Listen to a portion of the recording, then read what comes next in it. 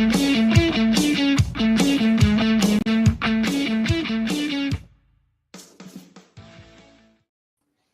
right, Coach Matheson, I hope I said that right. Offense coordinator, University of Wisconsin River Falls. Coach, thanks for being here.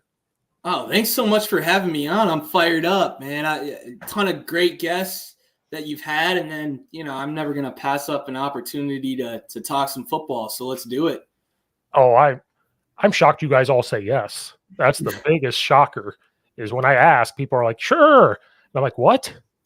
You're going to talk to some nobody in Illinois? That's crazy.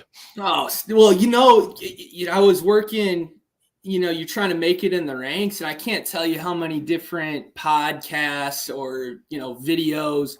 I try to take it all in. It became such a tool because maybe you don't have the resources to go clinic somewhere. Well, you can throw one of these on and maybe you get something you can take away, and it helps out your program or helps out your school. So I've always appreciated that. And then, I hope I have maybe one thing that'll help somebody else out too, maybe. I'm sure you do, because I got nothing to bring to the table.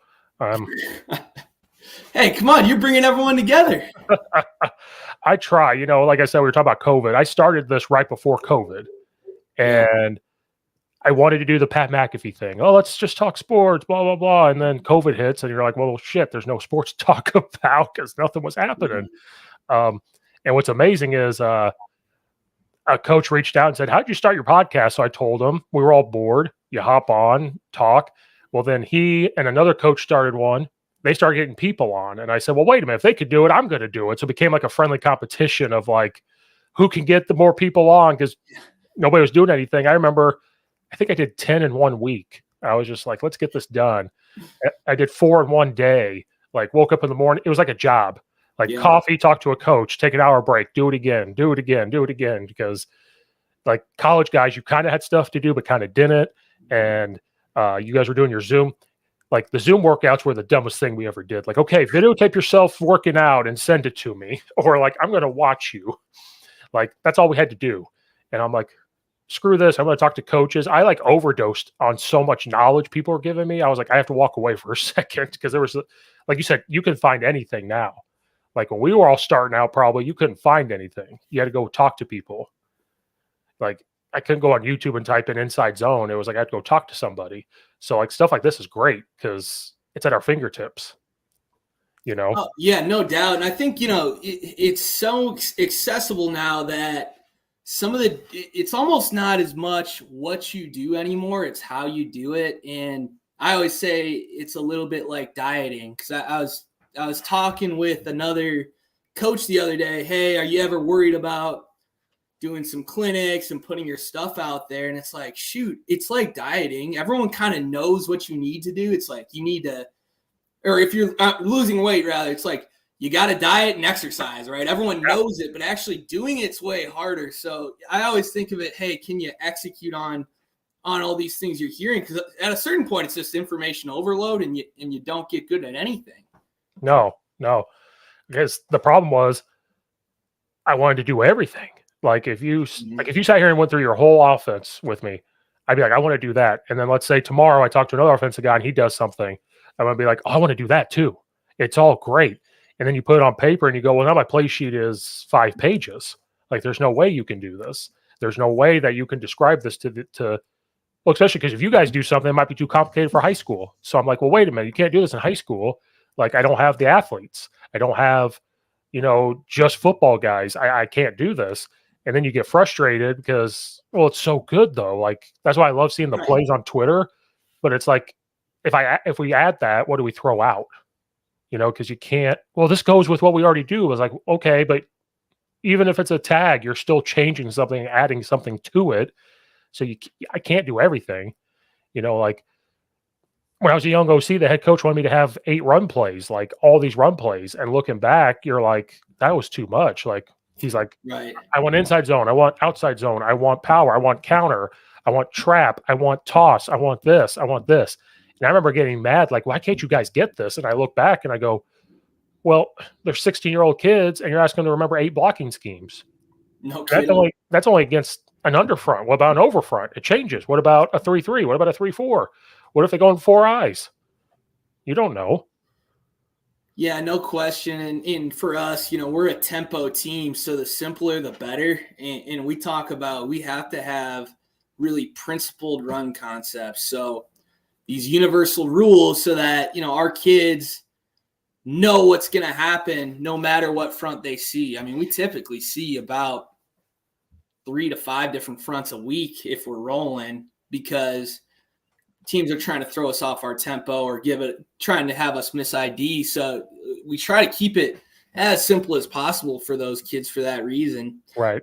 As a play caller, you can account for everything then, because you know what's going to happen. There's a level of predictability to the play calling that I think you don't get when you have too many of those schemes up front. Right. Because you being tempo, like you said, you have to be more simple, but you're talking about different fronts. Will guys just stay in their base then if you're going fast enough, or are they pretty good at like switching it up on you on the fly? I think the simple answer to that is typically if we're being efficient, and that's always our goal. We want to be really efficient in order to keep our offense out there, grinding it out, running a lot of plays, and protecting our defense from what can be a bad situation. If you go 3 and out in the tempo world, it's really, really detrimental to your team in general. But when we're rolling, we see a wide variety because we're nickel and diming you down the field and taking advantage of those defensive looks. The teams that play us the best are in one front because it's working, simply put. So, I'd like to think we've had some good production and success the last few years, and we see a lot of looks. And I think the simplicity of what we do has allowed us to take those on a week-to-week basis. And typically we don't see what we get on film from teams. They're going to have a different game plan for us just because we run the quarterback so much and we're in some more exotic formations. So for that reason, we get a pretty unique look week to week that we have to be ready for. How did you decide to be a tempo team? Were you told that, or is that just something that you picked up along the way in your coaching career? Like, this is who you are, or was it always like that, or what kind of, how'd that come about? Yeah, well, I could give you a little background of how some of it came to be. I'm originally from Green Bay, Wisconsin, and I started off, I was at the University of Minnesota and working with that staff, and we couldn't have been more opposite than tempo at the time. It was under Coach Kill. We were in multiple personnel sets, trade, shift, motion. Great brand of offense is very different than what we do. West Coast terms, high verbiage, carried a lot of plays, and carried a lot of schemes. Yeah. And, we had a group in the resources that could really absorb that and execute that. After Minnesota, I was at Southwest Minnesota State with Coach Sauter, Coach Frana. That's where I was introduced to a lot of the tempo world, that Noel Mazzoni 3-day install. Let's keep it simple.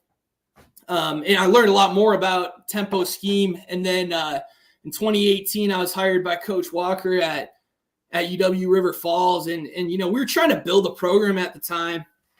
And we wanted to be different. And we wanted to have something that really fit our model, where we were a school that had less coaches and less resources than the other schools in our conference. We're the smallest school, and we didn't get that much time with our kids. They didn't have schedules. Sometimes they'd have lab in the middle of practice and have to leave. We have things we have to work around. How can we get really good at something? And tempo kind of fit the bill, because I think there's certainly the aspects of, okay, you're playing fast. That's hard on a defense, right? Mm-hmm. Yep. The defense has been seeing this stuff since 2010 pretty regularly. They kind of know what to do, to be quite honest. I think some of the residual benefits where you're going to end up mastering these concepts, your kids play without thinking. There's a level of execution-based offense that I like, that helps build and grow confidence. You can get young guys on the field. You can play a lot of different guys. I think a lot of these residual benefits have been why we've really liked playing that way. And I've been doing it for the last 3 years now. Yeah, because you guys are Division III, correct? Yeah, that's correct. And our league's a little bit unique because in the state of Wisconsin, there's one scholarship team, and it's the Badgers. That's it. It's a Big Ten team. So our public school league with Whitewater, lacrosse, Oh yeah. Platteville, Stevens Point, Oshkosh. We've been regarded as the best conference in the country just because there's been a great history. A lot of high-level players playing at these affordable public schools within the state. There's a really strong lineage and history, and it's been really competitive. It's a fun brand of football. Yeah. Playing in that league. So we had to find a way to kind of carve out our own path in such a tough league. Right. As soon as you start saying those teams, I'm like, oh, what a bloodbath of a conference. Yeah. Especially with Whitewater up there. Like, some people think they need to make the jump. And I'm like, yeah, maybe. But Wisconsin is like the dominant Division III state. Like, yeah, it's been a really strong model, and I think part of it's just the advantage of being affordable and being a state school. I think appeals to a wider range of recruits, generally speaking, and that's why Whitewater, they're close enough to the border. They've done a great job getting Illinois guys. We're right by the Twin Cities in Minnesota. We're all the way on the west end of the state. We're about 10 minutes from the border. So we get a lot of Minnesota kids to come over just because of the brand of football and the great football that's played. Yeah, for sure. Because like you said, when you think of Wisconsin football, you're kind of thinking of ground and pound, big hosses and stuff. And that's probably because of Wisconsin when Bielema was there and stuff like that. Like they're just I formation, run the ball, and you think of that. So for you guys to be different, did that like impact the school immediately, or did it take time? Like to yeah, for sure. I think it's a really good question because there are different ways you can look at this. Because like you're saying, I remember growing up, and it's like, hey man, how many tight ends can the Badgers put on the field at once? Right? Like that was like the challenge. It's like right. You'd see that they're in the Maryland Eye. Oh God, yes. And a great tradition and history of offensive linemen, in college and certainly at the next level too. So you wanna play to your strengths as a state too, and what's available. And I think we're an 11 personnel team, we're a tempo team, but at the same time, we led our league in rushing in 2021. We're still really physical and downhill in our run game. So although it'll appear to be, because we're so RPO based, we appear to be a finesse team or an air raid team. We're really not. We're really a downhill run team that's going to take what the defense gives you. And the RPOs are there to help your run game, because when you're playing in tempo and you're playing fast, you can get outnumbered in the box if you're not careful. Right. And that's kind of what you lose when you're not changing personnel. So what can you do to help your quarterback out and help get in a great play? I think it's important to have those options. Really, every run call we have a built-in RPO no matter what, so that our quarterback's got an answer built in to take advantage of the look. So what I would say is like we've run the ball really well the last 3 years too, even though that sometimes gets lost in the mix. I always get ready to ask you that. When you hear tempo, you think of passing. But I think if you look at high tempo teams, they're actually running the football. Like I was at Eastern when Dino Babers got there, and it was Jimmy. I was helping out spring ball, and I'm a young, dumb coach. I'm like 21 when he got there, and I've been coaching high school ball since I was 18, 19, and I'm like, oh, this tempo stuff. I remember they're going to pass. He wanted to run. Like he wanted to run the football. And if he was going to pass it, it was the short game until you weren't ready for it. Then he took the deep shot. And he said because he wants those safeties to fall asleep, or he wants the safeties now, hey, we are willing to take the shot on 1st and 10 to throw like a 60-yard bomb. Then we're going to come back and maybe run wide zone. You get 2 yards. Now we're going to run this quick screen that you're not ready. Like just those type of things. Yeah. And so when I was looking at it, and he inherited a team that was pro style. And so he had some tight ends. He adapted. There was times he was getting in 12 personnel. He'd have a tight end and a wing, and they were going super fast and able to still run the football and all those type of things. Yeah, even what you're describing, just the ways you can keep teams off balance, right? Just the cadence in which you can call those plays and stay, like I always keep saying, staying efficient and ensuring that you're doing what you can to they talk about spread. you want to spread the ball to different weapons. You want to spread it across the width of the field. And then, you got to take a shot too. You got to take that vertical shot too to spread the defense out that way as well. Because what's the Sean Payton rule? 2 shots a quarter. I think that's what his. Is that right? I think I read that in his book. I think it was take 2 deep shots a quarter because it's showing the defense that you are going to do it. And if you're not careful, you're going to give it up. And I think there's some power in that. We always talk about, we're a team, we play about 7 receivers a game on average. And our thing is, when we're game planning, it's like, how many great cover players do you have? Can you wear those guys out? Isn't it demoralizing if you're willing to put a set of receivers out there and take a shot, roll another group out there and take another one? I think that would be hard, even just psychologically. So that's something we think about, but that's been something that's been fun. It's being able to develop guys, play 7 receivers a game. We had 14 guys catch a touchdown pass last year in our offense. So it really helps your culture. You're keeping guys involved. We play 3 tailbacks a game. We've done a bunch of 2 quarterback stuff just to kind of get some guys' feet wet and get them some experience. So I think that's been one of the fun aspects of running a lot of plays. We've averaged, I believe we said over the last 3 years, 93 plays per game offensively. So there are more opportunities than at that point to get guys in. And like I said, good for the culture. Man, you will hear people say we want 60, 70, and you're doing 93. Jesus. Yeah, I know we got a little clock rule change now in college where, we don't stop the clock on first downs anymore. So I don't know how much that'll affect it. But yeah, it's been a fun run to get that many plays around and play that many kids. Oh yeah. And that has to be a recruiting tool, right? Like, hey, even though you're coming, we may have a depth chart, but you're still going to find your way in the game, I would think. Yeah, absolutely. And you want to sell it the right way because guess what every freshman wants? They want to play. They want to play, right? So you can be reckless with it. We aren't. We played a lot of young guys, and the reason why we're able to do that is what we do is really simple. And then let's say, hey, you might be returning an all-conference receiver.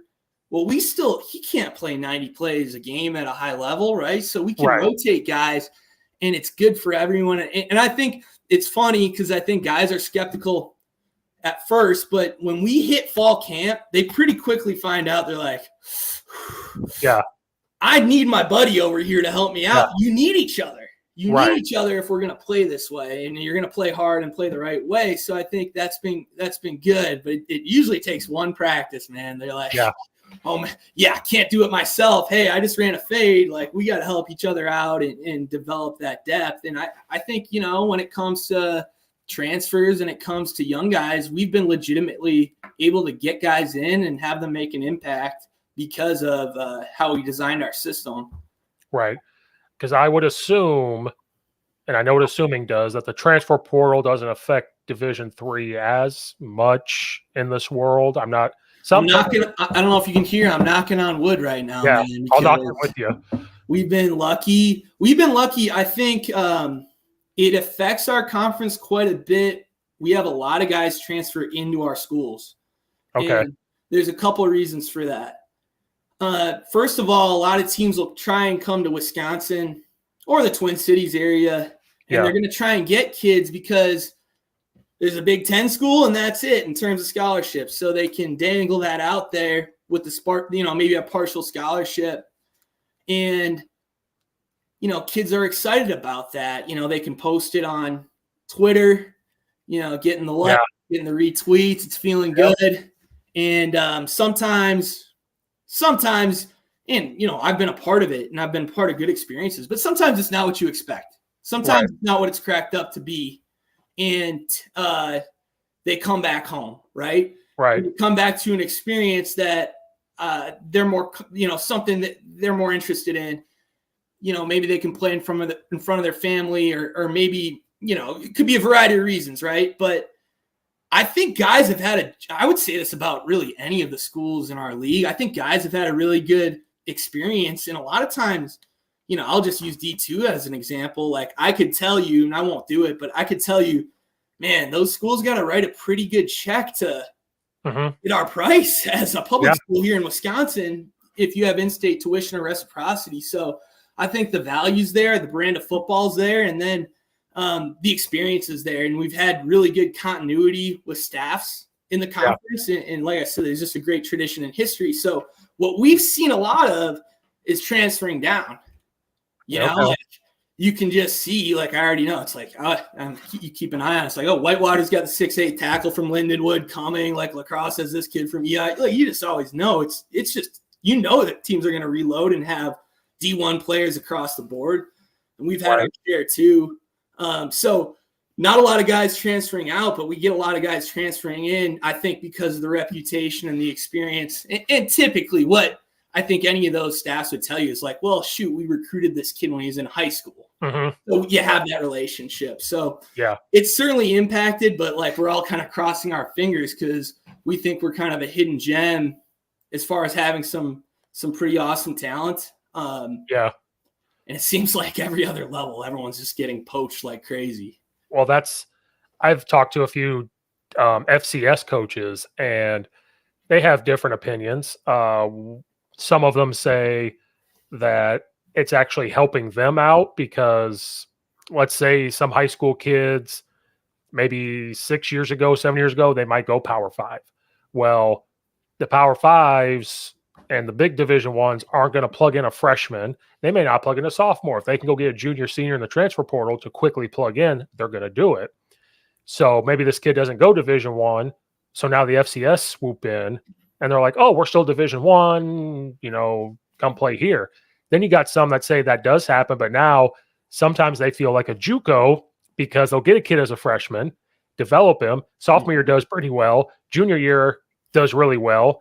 Division 1 comes by and is like, oh, well, now you can start here, and then they leave. So there's some that feel like a JUCO. I think one aspect in talking to a lot of coaches, I would say at the power, well, it's now the Power 4 level, right? Oh, that's true. Power 4 level. I'm still getting used to that one, but a lot of times, you know, whether it's a reporter who, oh, this guy's in the portal at, you know, could be Illinois, whatever it is. Right. I'm telling you, in my experience, most of those kids are getting cut. And they're getting cut from those P4 schools. They didn't cut it, and it's going both ways. I'm telling you, you hear about headliners like a Caleb Williams who's really successful and kind of shopping himself around.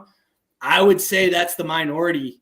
I'd say a lot of times at that highest level, guys are getting cut and they want to free up some spots. And I think it's hard. And the one thing, you know, if you were to say like on the macro level, like what do I worry about? You just worry about some of these relationships becoming more transactional in our sport when like you get into it because you want to have an impact in, you get these guys at a really cool point in their lives where they're learning and growing, and you want to give them a tool set and a skill set to be successful after school. Right. And you want to do it through this awesome vehicle of competitive college football.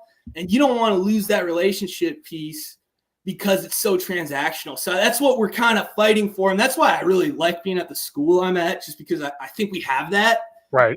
But that would be the thing I would worry about. Because I mean, these kids aren't wrong. I mean, they want to do what's best for them and their families. And I understand that. And then at a certain point, I understand too, if you're a coach and like you're saying, if everyone's just kind of jumping out, it can be hard to continue to provide that sort of experience at some of those levels. So I think that's some of the challenge, like looking at it from a macro perspective. Right. That's why maybe you're a little safe in that Division 3 world. If you can provide for your family and stay.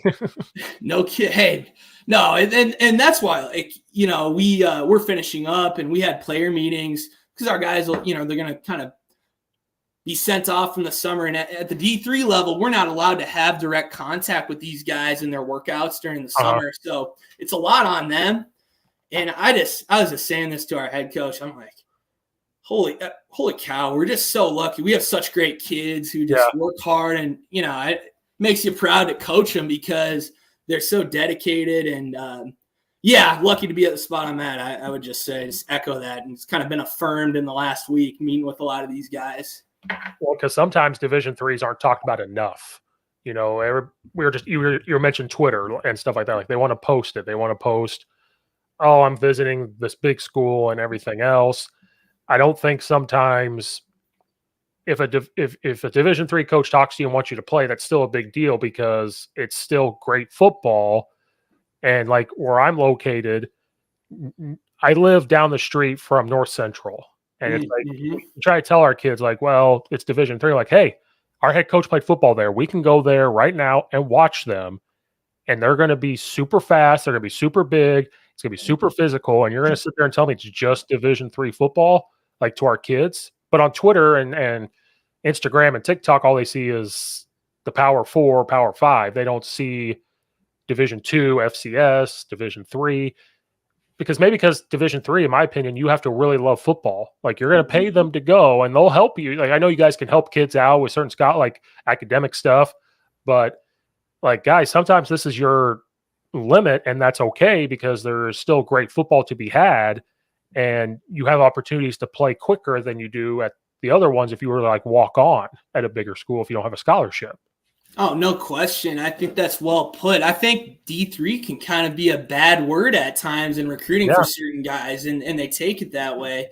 And that's where, like, a lot of times, let's going back to the transfer example, right? I'm telling you, every one of them, I don't care. We've gotten, you got the D1 transfer. They're always humble after that first practice. There's no way you have this group of guys here at this D3 school. And every time they're humbled. Shoot, North Central, take them to a game. Check those guys out. I mean, that O-line, they look like a D1 school. There's no doubt about that. They sure could beat some of them. Oh, I'm sure. Good. And I keep telling our head coach, hey, you played football there. You know those guys. We should have went there in the spring, or if we can get over there in August when they're starting up and we're starting up, if we can go watch and just give them an eye-opening experience to it, because I've seen them up close, and like you said, they look like a Division II FCS sometimes. Like, no question. They weren't when our head coach played there. He said we were like the starting of that building block of it. Like we kind of were competitive, but we were starting this new thing, and now they're to where they need to be. And he's like, we started that, so that's why he's so welcome there, because he's like, our group started this, and they are fast and they're huge. And they give like Whitewater a run for their money sometimes, because I know it always comes. No offense to your school, but it comes down to like them, because I pay attention to the playoffs in Division three, and I try to tell the kids, I know it's hard to watch them, but there's YouTube streaming when they get to the playoffs. Watch these teams in the playoffs, and you're going to see this is high competitive football still. Yeah, no doubt. Oh, it's funny, isn't it crazy with the streaming now? I always say this. So when I was growing up, like, it is a big deal if you're that primetime ESPN game. If you were, you're trying to get around a TV. Oh, Big Ten Network was a big deal at the time. You could watch the Badgers, the Gophers. Yeah. Now I always laugh. I'm like, hey, guess what? It's easier to watch UW River Falls every Saturday, and it's free. Yeah. And it's great. And it's like, if I want to watch the Badgers, I might not have like the 7th subscription to watch the game. I'm like, it's way easier to watch us now. We're more accessible. We were just talking about that this morning because we have a coaching center, and I run our speed. I started our speed thing because nobody was doing it. So I said, I'm going to do it. So I have to get in there at like 5:45 a.m. to do it because I coach after school. And so we're all sitting there talking, and we were talking about how the Bulls might have lost their contract with NBC. So them and the White Sox might get a streaming service. And then I was like, well, wait a minute. During this season, I had to buy Peacock because some of the Big Ten games were only on there. Then some games are for basketball in the Big Ten are on Big Ten Plus. So I had to get that. So now you're telling me that I have to get something else, and I pay for Amazon Prime. So you're going to get stuff there. Like, what else do I need to buy? The Cubs are on Marquee Network, so you have to get that. And I'm like, can we go back to basic cable, or we just get at least cable bundled them together? Now you got to. And they're like, well, Steve, it's only like $5 or $10 a month. I'm like, yeah, but there's 10 of them. So now you're talking about like $100 a month. Now you got to pick and choose, man. But no, it's funny how that's changed. I mean, shoot, it's funny, like in recruiting, you love getting a live evaluation. I can stream just about any high school game. And it's great quality. And now you can kind of get all those hidden reps that maybe don't make the huddle film if you're really trying to do that sort of scouting, which has kind of been a great tool because we can scale ourselves a little better now. Yeah, because some of our kids want to be recruited, and our head coach is just all over the place. I mean, head coaches have so much on their plate. I run our social media, so I said, hey, I'm going to post out there to contact me or you for college coaches so I can take some off your plate if you're too busy. Forward me the email and I'll talk to these college coaches. So some of our kids are like, oh yeah, I want to go play football. And I had to I was like, okay, make a list of schools. So what does every high school kid do? They name all these schools are never going to happen. And so you have to sit there and tell them, hey, this ain't happening for two reasons. One, you ain't that dude. And I'm so sorry. Two, do you know what your GPA has to be to get into this school? And they go, wait, our GPAs have to be? And I'm like, do you think football just kind of lives in its own world where they don't look at you? Like, you can be recruited all you want, and then as soon as they get you to apply to the school says no, you're like, well, hold on a second, you can't go. And then the next part was I said, do you have a huddle film made of yourself? And they're like, well, can you make it? And I was like, no, you make it. And so they'll send them to me in like 10 minutes, and I have to send it back going, no. These college coaches do not want to sit there and watch 10 minutes. No. They got to be like a minute and a half, if that, to 2 minutes. And if they like what they see, then they're going to try to find your weaknesses because you're going to put on there everything cool. Now they're, like you said, our games are on YouTube. So if you liked one of our kids, you could watch that 1 minute and a half. All right, where's their game on YouTube? Like you just said. Yeah, if you want to dig in, hey, you've drummed up that interest, just like you're saying. Like you could say, oh, I see him throwing a tantrum on the sideline and throwing his helmet. That throws a red flag. Oh, he's not hustling off the field. That's a red flag. Oh, this game he didn't even play. So it's like, right. So I try to tell these kids, like, make sure you're making it. And then it's not always the big hit, the big catch. Put yourself blocking. If you're talking from an offense perspective, put yourself blocking. If the running back fumbles, are you chasing him down to try to tackle him? Like those type of things, you guys, I'm not speaking for you, but you like to see those things more than all the highlights. Like, let's see the effort plays. Yeah, I think that's well put. They're lucky to have someone telling them, especially on the academic front. You can't tell these guys soon enough as they're starting that process, because the sad thing is that it gets to a point where it's too late, right? It does. But yeah, no, I would agree. I think you want to see, like you were saying, you want to see those first plays to get you in the door, to really wow. And then the more polished you can prove you are, the better. I think that's really the right way to look at it, just as you described. And it can be overwhelming because you talk about the current recruiting process. It's gonna be social media. It's gonna be the high school coach. It's gonna be camps. It's such a wide variety. So that's where, we work hard to be organized, but you can't be too, I don't want to say too organized. You can't be too stringent in your process. Otherwise, you're going to miss someone that you shouldn't. So, because you're going to miss kids in camp. The coach is going to miss someone and be, I didn't expect Johnny to have the senior year he did. He really turned it around. He grew 2 inches and put on a good – you just never know. So that process is always ongoing, and we meet about it a lot as a staff. It can be really challenging because, can you do all of your recruiting on social media?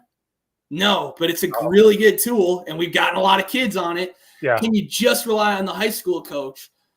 Yeah. Not anymore. There's so much turnover now in certain areas too. Mm-hmm. And then other places, it's that relationship you've had for 12 years, right? So, yeah, it's really important. It's not the only tool, though. And then certainly, you can get a live eval at camp, which is awesome because you can see the kid play. Right. And you can see it in person. The problem is only certain kids are there. Mm-hmm. And guess who else is there? Typically everyone you're recruiting against. So that's really good. It's really good. It's probably the best way to do it for the most part. But there are limitations because you're only getting 5-10% of the kids you could maybe be recruiting in the region. So, you kind of have to do it all. And that's where I think it can be challenging, for everyone involved, because there are really good players who go missed for that reason. And sometimes it's out of their control. And then other times, it can be a lot, just time-wise on college coaches in the calendar. And I think that's always up for debate, how to handle that correctly. And it's always a good debate too. Well, yeah, because, and again, what do we see on ESPN? We always see the big time schools. So they're like, oh, they're making this money. And I try to tell them, like, you're just seeing the big time. You need to see smaller Division Ones, FCS, Division Two, Division Three, how the pay is so much different. But you guys are earning the money because, well, why are they working 6 a.m. to 10 o'clock at night? And I'm like, well, they got to have practice. They got to have the practice plan. They got to watch film of their opponents, like all of them. Like you're looking back. Then on top of it, while trying to do that, you're recruiting on top of it, like just constant. You got to be involved with the strength conditioning coach because you have to have conversations with them about practice. How is this kid looking? Is he hurt? Is he like, is there something wrong? Constantly. And so I try to tell people, like, they're earning their money, especially now in the transfer portal era. Like, they're earning their money. You're on campus more for all this stuff. Like, so people complain about that. I'm like, but guys, do you really know what they do day in and day out? I don't think you do. You just see the big perception of they're just calling plays on Saturday. Right. That's not it. Yeah, it's one of those sports, and I don't have to tell you this. I mean, it really takes a village, right, from a program standpoint, even just like the support from your family if you're coaching. Like my wife is tremendous. You know, she understands like the recruiting season. You know, I always say there are seasons to the year. There's that road recruiting season, camp season, training camp, you know, your regular in season and the time demands that go with it. And and then you talk about, you know, what does it take to make a high school program go, oh my goodness, you're trying to get filmers. Now you're trying to get these iPads run on the sideline for game day and make sure that goes right. You're talking about recruiting and trying to give some of these kids a shot. Well, how do they do any social media if there's no good video of them or pictures? I mean, it's a lot of work to try and do that. Yeah. And it can be hard on any team. Oh yeah. Cause I keep volunteering for jobs for no extra pay. I'm like, I'll run all the social medias. So then at practice, the kids will be like, have you taken pictures of practice yet? I'm like, oh shit. So I get my phone out. Cause I'm like, well, I'm trying to worry about practice. I'm trying to worry about, you know, what me and the offensive coordinator talked about. And I'm like, now I got to take pictures. Then I got to post them later. Like, oh, beautiful day for practice. And like, sometimes get this false impression. And so I was tired of false impressions. We had a bad attendance at our speed thing. So I'm on Twitter. I'm like, need better attendance tomorrow so the whole community can see it. Because I'm tired of having this false persona. Like I try to be good, like get after it today. And like you guys maybe have somebody do that for you. I'm out there with my phone like this, like, hold on a second. And like, right. And then I'm like, our AD loves it. So he gives me praise and I keep looking to him. I'm like, yeah, I'll expect that overtime check in the mail, right? Because the kids will message me. Did you put it on Instagram today? And I'm like, I'm watching your shitty practice film right now. Yeah, you want to give me a minute? I'm doing one of my other 10 jobs, right? And then you come home and they'll send you that message like, I'm at home in my chair. Leave me alone. I want 5 minutes to do nothing. Yep. You know, like to not bring it home with me. Try to watch everything at school. I'm not getting home till 8 o'clock, 9 o'clock at night, watching film, getting everything ready, preparing for the next day. You guys just leave and go home. Leave me alone with that. And then now I have a software to edit everything. Like, oh, did you make a schedule with the edit and stuff? Because we're trying to catch up with the times. I'm like, oh, so I have to learn how to Photoshop now? Like, this is for no extra money. But, and like I said, you have the dream because you don't have to do that in high school. And we're so lucky we have 2 turf fields, so we don't have to paint nothing. I remember starting out coaching, we had to paint the field. We had to put in the stencils. We had to do laundry. We had to teach a kid how to put on shoulder pads because they never played before. What's a helmet? Where does this mouthpiece go? And I'm like, it ties to your face mask. Well, how does it do that? Did you boil it? And then like the next day it doesn't fit. I'm like, well, did you go home and read the instruction and boil it? And they're like, what? You boil it? I'm like, my goodness. God. Like, or they have the one that's not attached and they lose it. And they're like, well, I lost my $40 mouthpiece. I'm like, well, I have one that's $1, but it's not cool. It's not the drip. Got to have the drip. Oh, now I have the drip now, coach. I got the Jordans and stuff, and that's what the kids tell me. And I'm like, oh, I need to stop. Hey, you got to keep up, man. I'm trying, but it's expensive. You look at those shoes and you're like, oh. But you see the kids walk around with it, so you're like, how are you affording it? And they tell me not to worry about it. And I'm like, well, now I'm going to worry about it. How are you getting these shoes? I wasn't worried till you said that, right? Right. Jesus. I remember a question I was going to ask earlier. With how fast you go, how many run schemes will you have? And will you install some and then only use them later on in the season, or does it just stay the same?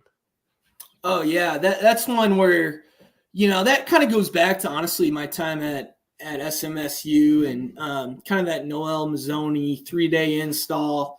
And the idea with the 3-day install is you're gonna install one major run concept per day, and you get 3 of them. So inside zone, power, pin and pull. That was kind of the core of what we did. And then we made room for. We would add like an auxiliary scheme, like maybe it's speed option, right? Okay. But the idea was 3, and they complement each other. If you're getting that 9 technique, power should look awfully good. Or if you're getting that 6-eye, pin and pull should look good. That's the watered down way to look at it. I would always argue you really need all of them every plan, because you're going to see those adjustments. Right. You're going to get teams overplaying it. Hey, you hit them on pin and pull twice. You need to be able to come back with power. But I really like gap scheme stuff because I think it's better for your RPOs.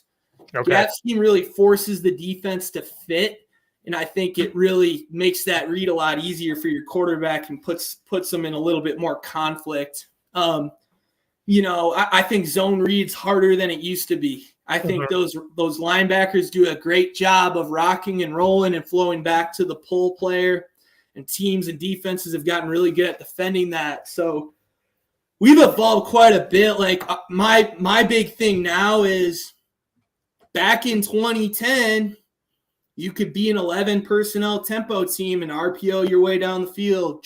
Yeah. Defenses are so good at defending that stuff now. We call ourselves, we say we're a 6-back offense. You're going to have to defend 6 skill guys every play. We're going to run our quarterback 25 to 30 times a game. And you're going to have to defend against that. And we're going to use those other players because we don't change personnel. I don't think we did once last year. Wow. We don't change personnel. We're in 11. So, what do you do when you're at the 5-yard line? You got to add gaps somehow. So one way we've been able to do that is, hey, we don't put a fullback on the field. We don't put another tight end on the field. We use our tailback, and we send them. Yeah, we can J-course our tailback like a fullback. We can use them in the RPO game. We can lead them to the front side. Yeah. On these schemes in different ways, and that's where we're truly running our quarterback in these schemes. It's no different for the kids up front, but of those 3 schemes, you may see, 15 variations, because we can read the edge, we can block the edge, we can leave the edge, all different things like that. So that's what we've evolved to now, where, we've got 3 quarterbacks who run really well, who throw really well, that are ready to play every Saturday. Right. We've just been, knock on wood, lucky, we've been healthy there, but we've got 3 guys ready to go who can run this system, and we're going to run it through them and force the defense to defend that extra gap. Well, that's because I think football was making a circle, right? Like it was, power, counter, like there really wasn't zone. And then you get into zone, and then it was 10 personnel, 11 personnel. Now you're kind of seeing like more pin and pull, buck sweep type of things coming back. You're seeing the wings come back. Like you're staying 11 personnel, but sometimes you're seeing tight end wing. You're seeing this, like these certain things are starting to come back because, like you said, the defense has gotten so good at tempo stuff. They've gotten really good at zone stuff, and even some RPO, they can slow it down a little bit, and they've gotten really good at it. Well, now when you start to run downhill, now they're like, well, wait a minute. You're telling me we have to stop this, but now they're trying to run up the gap, like with power or a trap or whatever it is. So you're telling me I have to do both now instead of just one? And linebackers aren't as big as they used to be because they have to be a little more speedier, and they're not as thick and, those true traditional run stoppers. But like football's coming back, so I could see defense is going back, but offense is slowly making its way back to like the 90s and early 2000s a little bit. Oh, yeah. Yeah, absolutely. I mean, I think the simple answer is, hey, most of these defenses don't know how to fit a 2-back play.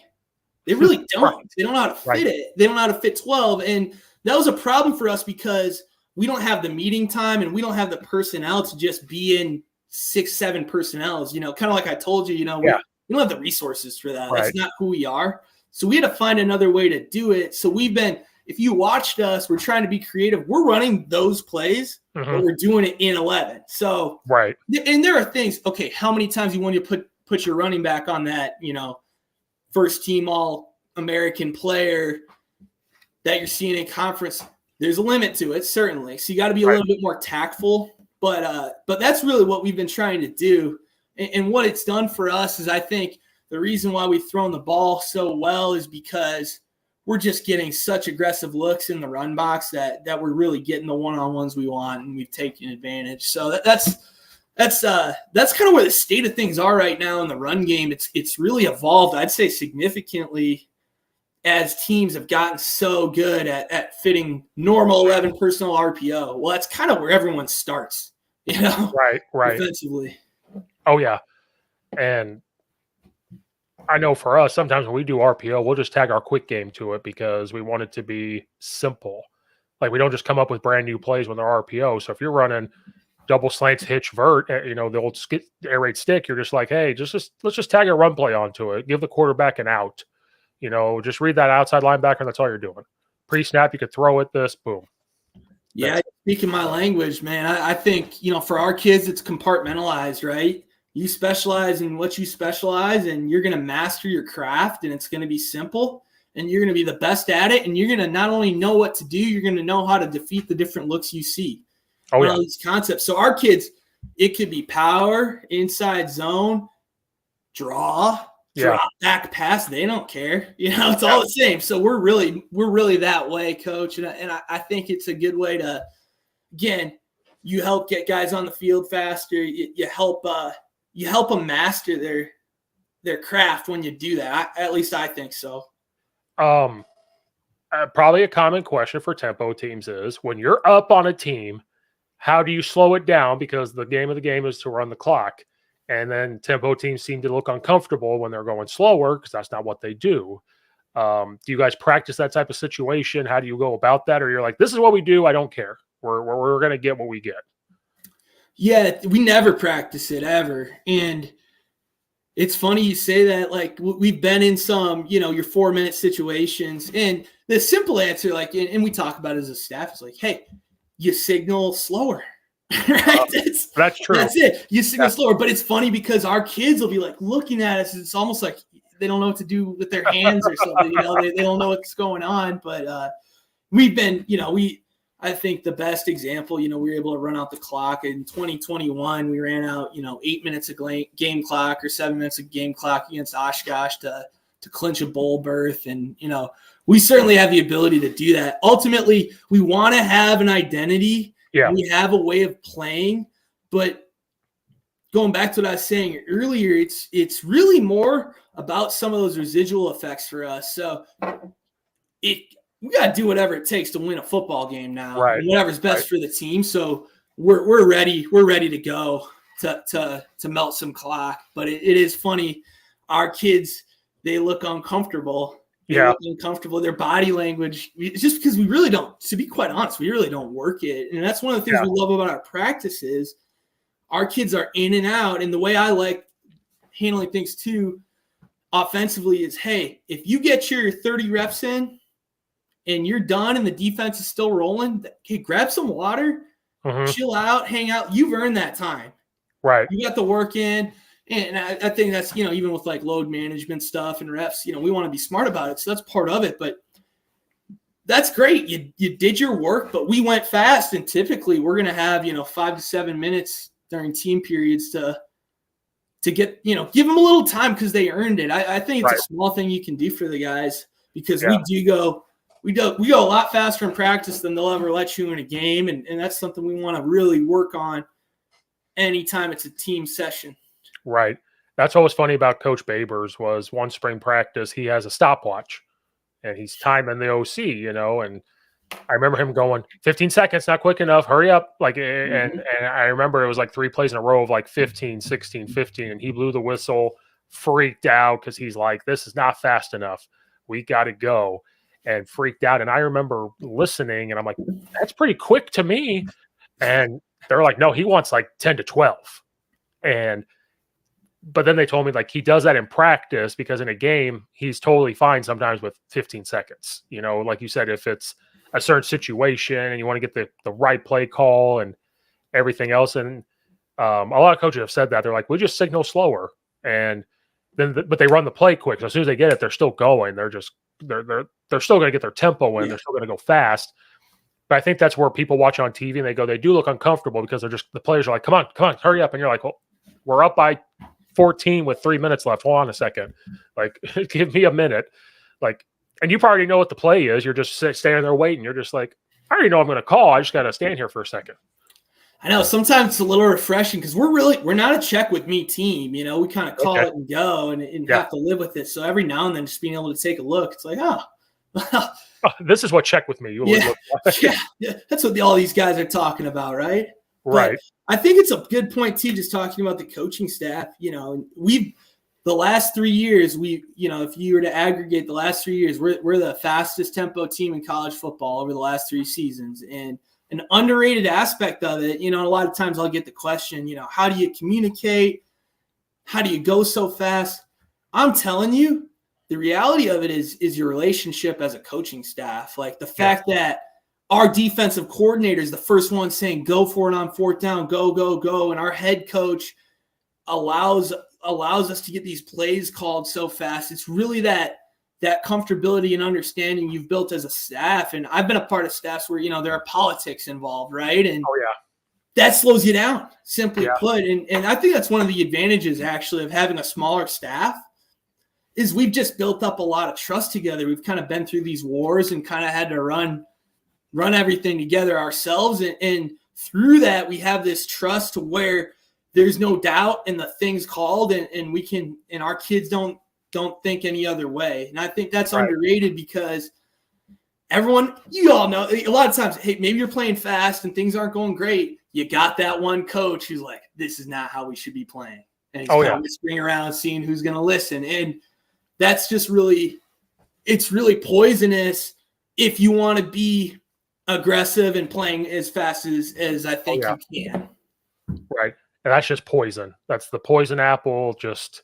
I've been on staffs like that, or one staff, I should say, where I was a 25-year-old OC and the guys were like older and I could hear them already. I was hearing it like, or they're telling me what to do, like to call instead of like providing and like giving, like, how like my job as the O-line coach is, what's the run game open? Just giving ideas. I'm not saying run this. I'm not like, why did you run this? I'm like, I just try to tell the OC, hey, you got these 3 options right here. I'm telling you that's open. 2 are usually run plays. 1's an RPO. If I give them a 4th one, it's a quick game. Like, hey, I know this is open or this looks like it could be open. And he may not call it. And I go, okay, like it's done. Like, I understand what's going on. That's my job. And as an OC, like I'm going to call you. I'll listen to your idea. But in the heat of the moment, you may not call it. And that's okay. When they come off the field, regroup, we're good. I don't sit there and go, oh my God, this idiot, like, oh, we should be running wing T or something like that. Like, so dumb.